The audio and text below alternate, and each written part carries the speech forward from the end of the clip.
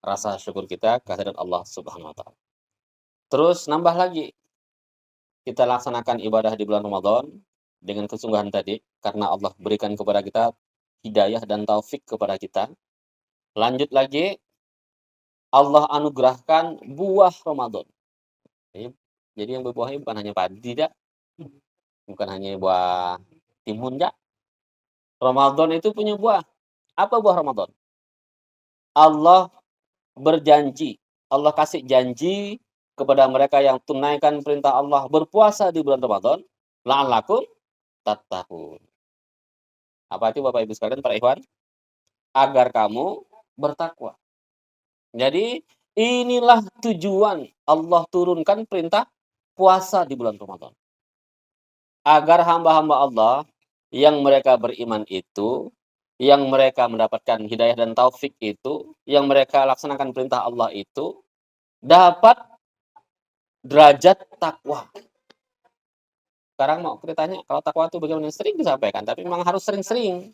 Karena takwa itu bisa dikatakan sebagai titik aman yang pertama kita. Kalau orang itu sudah sampai pada derajat takwa, insya Allah aman. Aman dunia, aman akhirat. Karena belum tentu orang yang udah di KTP-nya beragama Islam, belum tentu aman dunia akhirat.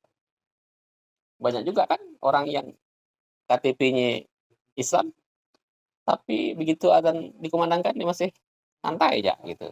Banyak lagi yang lain dilakukan. Atau dia sudah merasa beriman, tetapi dengan apa rasanya? Melangkah ke masjid itu rasanya masih ada rasa malas. Bisa jadi seperti itu. Tapi kalau sudah sampai pada derajat takwa, maka orang yang bertakwa itu, orang yang bertakwa itu, dia insya Allah mendapatkan jaminan dari Allah Subhanahu wa taala. Yang dapatkan jaminan itu sebenarnya orang bertakwa. Orang bertakwa ya orang beriman juga, cuman iman yang bertambah kuat sehingga menjadi dia orang yang bertakwa kata Allah Subhanahu wa taala. Allah janjikan la'allakum tattaqun, agar kalian menjadi orang yang bertakwa. La'allakum tattaqun itu maksudnya agar kalian selalu bertakwa. Kepada siapa? Tentu kepada Allah Subhanahu wa taala. Nah, ini buah Ramadan. Makanya kerjaan kita setelah melewati bulan Ramadan, kita lihat-lihat, dapat enggak buahnya ya? Jangan-jangan kita orang kaba. Kaba betul kan? Nah, semenar kita nandurnya enggak sangsian buang. Kapa nang tu aja. Dan buah sang padi. Semenar kita kan lagi puasa ya. Yang paling banyak anongnya. Kuihing. Enggak sampai kaba. Laka puasa makin parah deh. Na'udzubillah. Astagfirullah. Jadi begitu di bulan Syawal, kita sudah berada di bulan Syawal, berarti kita sudah selesaikan itu perintah Allah. Berbagai macam rangkaian ibadah di bulan Ramadan. Maka harusnya buah takwa itu ada dalam diri kita. Kalau mau kita sederhanakan lagi, takwa itu sebenarnya peningkatan kualitas diri. Apa? Iman biasa tambah satu kesungguhan. Jadi ibadah biasa tambah kesungguhan. Itu takwa itu sebenarnya. Jadi yang namanya takwa, orang yang menambah kesungguhan dalam segala macam ibadah atau takarub ilallah. Itu takwa. Karena tidak mungkin orang mengatakan takwa kalau dia tidak nambah kesungguhan. Tidak mungkin. Coba ya, ibu-ibu kira-kira salah satu ciri orang yang bertakwa yang disebutkan dalam Quran sering disampaikan. Apa di antaranya? Ciri orang yang bertakwa. Di antaranya itu orang yang berinfak di kala lapang dan sulit. Nah, kalau di kala lapang bisa kita tidak bersungguh-sungguh, biasa aja. Duit lagi 1.500.000 disuruh infak sama Rais 50.000, nyaman lalu dia balikannya. Masih ada 1.440.000 dia bilang, gampang lalu balikannya. Tabahang 5.000 pun dan gabe, 5.000 juga angin. Tapi di kala sempit, bahkan betul-betul naik-naang duitnya nang ye 50.000 nyerois infak kita ada perintah jihad tuh 45.000 infaknya. Kalau dia termasuk orang yang bertakwa, dia mencintai perbuatan amal soleh di antaranya infak, maka itu tergolong walladzina yunfiqu fis-sarra wad-dharra, dalam kondisi lapang dan sempit. Itu sempit itu. Maka itu tergolong orang yang bertakwa. Nah, mundaan bersungguh-sungguh dan bisa. Dan bisa. Kalau orang yang berinfak di kala sempit, di kala susah, kalau tidak dengan kesungguhan pasti tak mampu dilaksanakan. Makanya takwa itu adalah ibadah biasa tambah kesungguhan, jadi takwa. Puasa itu yang kita laksanakan sebulan penuh, segala macam rangkaian ibadah di bulan Ramadan, sebenarnya semuanya ibadah biasa. Ada ibadah yang khusus di bulan Ramadan, ya? Puasa ya banyak, ya biasa dikerjakan kita juga. Ibadah biasa sebenarnya. Puasa ini sebenarnya puasa biasa, dan nambah. Umpamanya kalau bulan Ramadan puasanya dari terbit fajar fajar sampai nanti waktu waktu Isya umpamanya, khusus untuk Ramadan. Berarti kan khusus ya? Ya kan? Ya sami. Sami dengan puasa kita bulan Sa'ban atau 3 hari di setiap bulan, sami. Waktunya sami, sahurnya sami, bukanya mungkin yang beda. Mun waktu-waktu biasa cuman Keadaan tuh umumnya kan tetap ada kurbenya, tetap banyaklah macam-macam, baru pada sekarang kadang memang agak lebih nyaman sedikit lah buat waktu juga ngumpul ramai-ramai. Nah, memang Ikhwan mudah bahas buka memang banyak ceritanya, panjang, sebanyak kuihnya. Nah ini, jadi ibadahnya sama, tetapi ditambah kesungguhan sehingga Allah perintahkan waktunya sepanjang bulan, 1 bulan penuh, baik 30 hari maupun 29 hari. Kemudian sholat malam, makanya dalilnya sama. Dalil yang kita pakai ya, tahajud di malam-malam biasa selain bulan Ramadan ya sama. Dalilnya juga. Cuman karena dianggap khusus, jadi sebutannya aja yang beda. Ada qiyamul lail, ada qiyamul Ramadan. Padahal sama, dikerjakan sama. Kalau Anda kata ibu mengerjakan qiyam Ramadan itu atau qiyamul lail kita laksanakan seperti qiyam Ramadan, enggak apa-apa. Umpamanya ba'da Isya nak laksanakan berjamaah, enggak apa-apa. Tidak, itu sebenarnya sama-sama dalilnya sama kok. Dalilnya sama yang kita gunakannya. Tapi kenapa kemudian ini menjadi sesuatu yang khusus? Karena dilaksanakan dengan kesungguhan. Man qoma Ramadan imanan wa ihtisaban, ghufira lahu ma taqaddama min dzambi, kata Rasul. Barang siapa yang berdiri, maksud ini yang melaksanakan sholat di bulan Ramadan karena iman dan mengharap pahala dari Allah Subhanahu wa taala, maka Allah akan ampunkan dosa-dosanya yang telah lalu. Begitu juga dengan ibadah-ibadah yang lain. Cuman satu aja ibadah yang nambah, yang sian di bulan lain. Apalah? Zakat fitrah.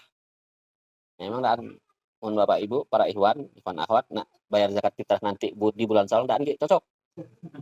Diterima tetap kena terima herois. Tapi bukan zakat fitrah, sedekah. Masuk ke sedekah, nanti entah larinya ke jimpitan ke apa itu, lah. Pokoknya bukan zakat fitrah. Biar mun kita paksa ndak bisa. Kalau pokoknya ndak bisa kata Rois. Ya bukan gitu ya dalilnya. Nah, ndak bisa. Iya cuman ya iya pun cuman 2 kilo, 7 sekarang atau 3 kilo lah kalau dekat lebih aman 3 kilo. Makanan pokok beras. Jadi yang lainnya bisa kita katakan sebagai ibadah-ibadah yang sama. Cuman bedanya adalah ketika di bulan Ramadan dikerjakan dengan kesungguhan. Makanya takwa itu adalah ibadah biasa ditambah kesungguhan menjadi takwa. Nah, sampai di bulan Syawal, Syawal itu kalau mau kita artikan secara harfiah, maknanya adalah peningkatan. Jadi Syawal adalah peningkatan, maksudnya peningkatan ibadah kita dan kualitas diri kita. Bukan perut kita yang meningkat, macam saya itu lumayan juga. Gasang di bulan puasa bukan turun berat badan, makin boncek perut. Barangnya nyaman tadi buka apa pun nanti. Sahur pun nyaman. Padahal sahur kan ya kita liur pahitnya orang kan. Barangnya panennya mak biak masak jadi alhamdulillah. Berkah lalu. Tidak berani nyebutnya mana ada orangnya. Tinggikan lagi sedikit maksudnya.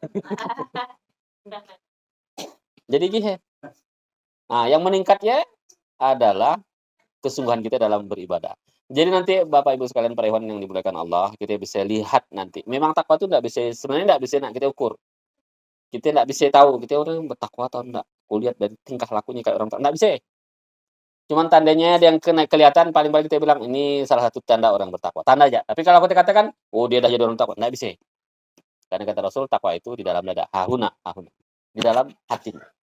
Tetapi ciri-cirinya memang bisa kelihatan. Oleh karenanya sebenarnya secara pribadi kita bisa telusuri. Bisa kita kumpulkan tanda-tandanya dalam diri kita. Apa tanda-tandanya? Tadi saya katakan sudah jelas. Kesungguhannya meningkat. Nah ini intinya. Jadi kita lebih mengutamakan ibadah. Lebih mengutamakan takarub ila Allah.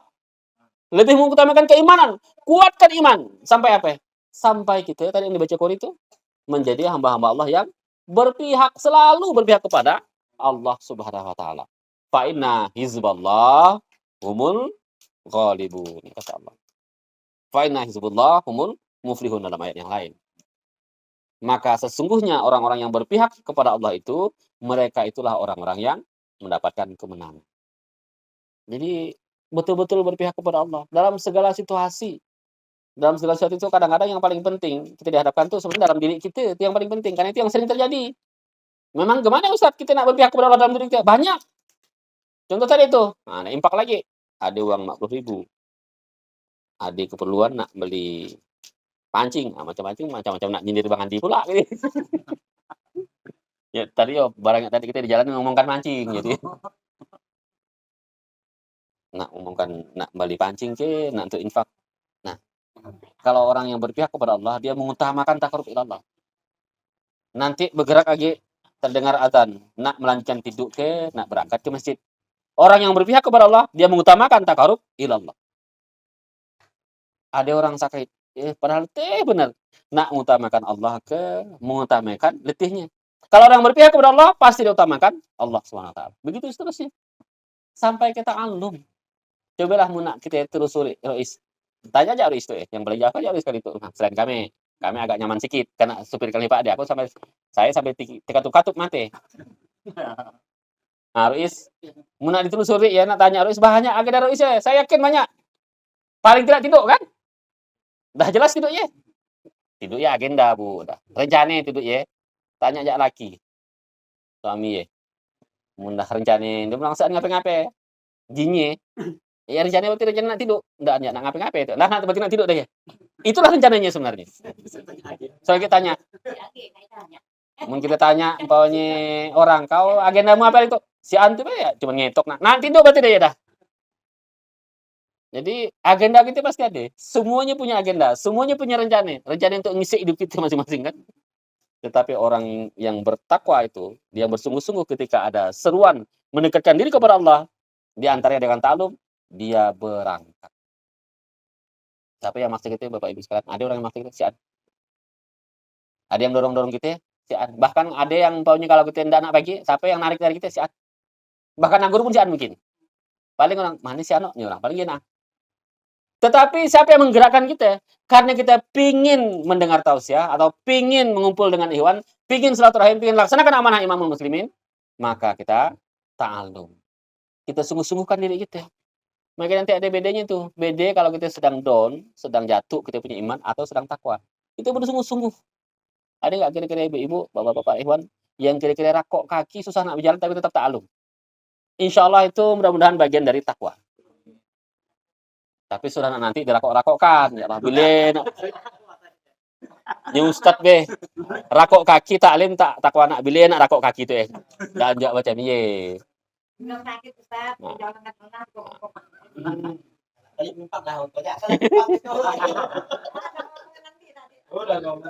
Itu insyaallah ye. Intinya kalau ada halangan dalam diri kita, tapi kita kalahkan halangan ye, jadi kita tetap laksanakan perintah Allah, maka itu bagian dari takwa.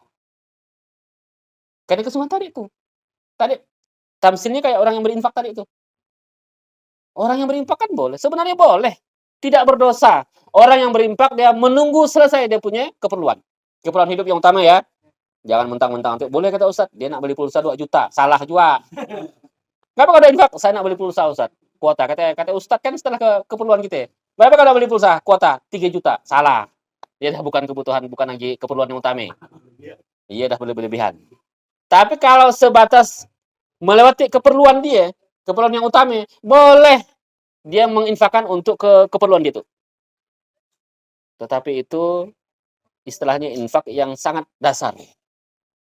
Kalau kita ingin meningkat lagi menjadi orang yang bertakwa, maka dia berinfak fis-sarra wad-dharra. Bersungguh-sungguh.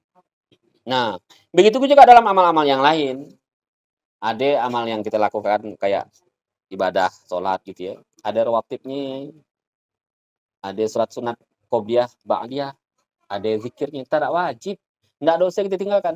Tapi orang yang bersungguh-sungguh tadi itu, dia kerjakan semua itu. Tidak ditinggalkan. Karena dia khawatir banyak kelalaian yang dilakukan pada amal yang wajib. Nggak bisa ditambal, Bu. Umpamanya aku nak nambal tadi, ndak khusuk sholatnya, ditambal dengan infak. Nggak bisa.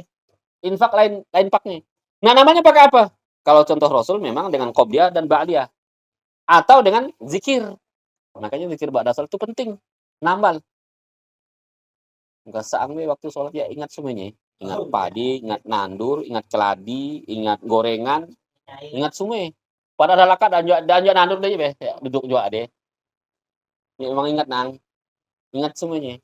Lantas bagaimana cara kita nambalnya?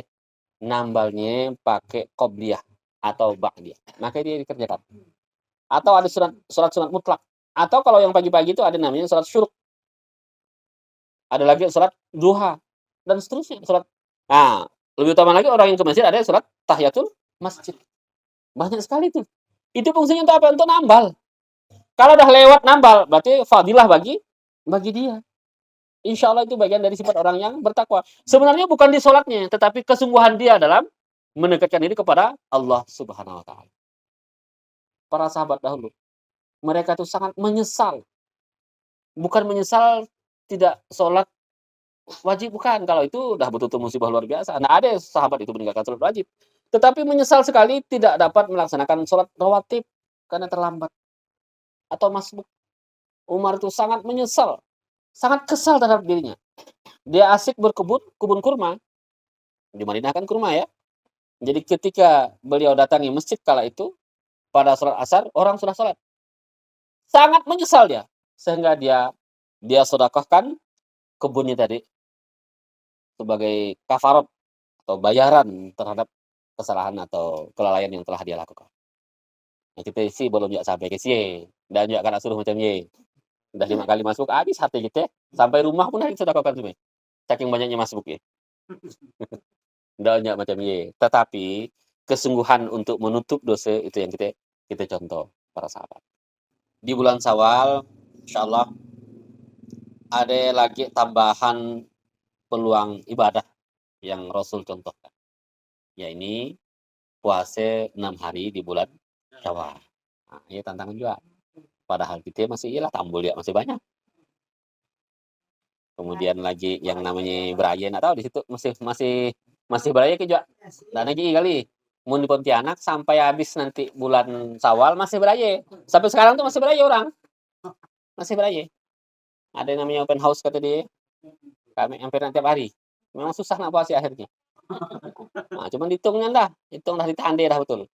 Pokoknya 6 hari di bulan Ramadan, di bulan Syawal, kita upayakan betul jangan sampai tertinggal. Ibu-ibu terutama ini diatur-atur yang datang bulan kan. Nah, ya hati-hati nanti jangan sampai nanti pas nak puasa lalu nggak boleh pula. Nah, kan sayang ya. Paling lalu deh pas 6 hari nak puasa, pas ini hari pertama dia nggak boleh puasa. Nggak boleh ibadah ya. Datang bulan ini orang. Sampai 6 hari lengkap lah tidak ada bulan sama sekali. Sayang sekali. Jadi itu merupakan keutamaan yang Rasul contohkan kepada kita. Dilaksanakan insya Allah sebagai tambahan kepada kita untuk amal ibadah dalam rangka mencapai takwa. Kemudian yang terakhir, para hamba kaum muslimin hafizakumullah, maka tak henti-hentinya kita mendoakan saudara kita yang ada di Palestina. Jadi sudah lewat Ramadan sampai ke Syawal ternyata masih tetap terjadi masih kena perang saudara-saudara kita, sahabat kita yang ada di Gaza sana. Oleh karena itu saya sangat berharap upayakan benar setiap hari itu ditargetkan, bahkan jangan sampai terlewatkan untuk mendoakan saudara kita yang ada di Palestina. Mereka betul-betul berjuang di sana. Mereka berjuang, kalau kita ini kan berjuang nyari makan ya orang. Atau bukan nyari makan sebenarnya, lebih dari makan ya. Tetapi mereka berjuang untuk bertahan hidup. Masya Allah. Kalau kita perhatikan memang sangat memperhatikan apa yang terjadi pada diri mereka. Sekali kami berharap kita tidak boleh melupakan, selalu mendoakan. Allahumma munzilal kitab wa mudriyas sahab wa hazimil ahzab ihzimhum wansurna alaihim. Ya Allah yang menurunkan kitab, yang menggerakkan awan, yang menghancur leburkan musuh, hancurkan mereka dan tolonglah kami. Mereka itu diniatkan kepada Zionisme Israel. Terus ditambah lagi doa yang sering dibaca, Allahumma anjil muslimin wal muslimat wal mu'minin wal mu'minat fi baladi Palestin khassah wa fi sa'iri buldanil muslimin. Itu di antaranya ya. Kadang-kadang kita ini saking bencinya dengan seseorang kan bisa kan? Ya Allah, aku doa kepada mohon ya Allah tolong hilangkan hidungnya. Salah doa macam ini. Padahal kita lagi emosi. Kita doakan, ya Allah. Saya pernah baca buku, dia ada seorang yang dia itu dizalimi oleh seorang penguasa. Nah, ini dia berdoa. Ya Allah, dia telah menunjukkan kesombongannya kepadaku. Maka tunjukkan kekuasaanmu padanya. Itu menurut hemat saya doanya bagus sekali itu. Kalau kita melihat ada orang yang zalim, yang dia petantang petenteng, tidak takut kepada Allah, boleh pakai doa seperti itu. Tapi nak hati-hati. Maksudnya jangan mudah kita mendoakan orang untuk kejahatan. Yang terbaik itu seperti doa Rasul. Bagaimana doa Rasul? Allahumma hdina qaumina fa innahu la ya'lamun. Ya Allah, tunjukinlah hidayah kepada kaumku. Sesungguhnya mereka itu tidak tahu. Nah, ini umpamanya tiba-tiba Bang Doko, andai-andai ya lahi.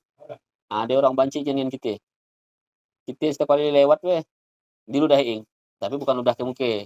Kan dia bisa juga orang ludah kayak sengaja nak ludah. Pokoknya bancingan kita kan. Bisa anjok orang cuma kali. Dan sah jumpa kali. Belum sah jumpa. Ada juga Iwan kita dulu yang sampai kena tumpah kopi ada. Enggak. Kalau macamnya ada. Kira-kira doanya yang nak kita sampaikan doa apa lah? Itu saya hati Allah tumbuhkanlah kurap di mukanya gitu. Atau jadikanlah mulut yang tidak bisa nak meludah selama-lamanya gitu kan. Ya bisa aja Allah bikin seperti itu. Tiba-tiba mungkin bangkak, ya bisa jadi. Kalau Allah kabulkan bisa jadi. Tetapi memang mau dipikir-pikir betul. Mendoakan yang kejahatan itu memang sudah zahir betul dia punya kejahatan. Barangkali barulah terucap doa-doa seperti yang diajarkan, yang dicontohkan oleh Nabi Nuh alaihissalam. Doa Nabi Nuh itu kan, ya Allah, jangan kau tinggalkan seorang pun orang-orang zalim itu di muka bumi. Itu doa Nabi Nuh. Makanya pada masa Nabi Nuh, doa Nabi kan, Allah kabulkan. Memang betul-betul asli. Sekok pun si An yang tinggal, kecuali orang yang beriman. Termasuk anaknya. Ini kalau kita baca ayatnya, anak Nabi Nuh itu dipanggil oleh Nabi Nuh. Padahal itu anaknya itu tenggelam akibat memang dari doa beliau. Bukan? Doa Nabi Nuh yang berdoa itu. Ternyata anaknya termasuk orang-orang yang kufur kepada beliau sehingga Allah tenggelamkan doanya itu.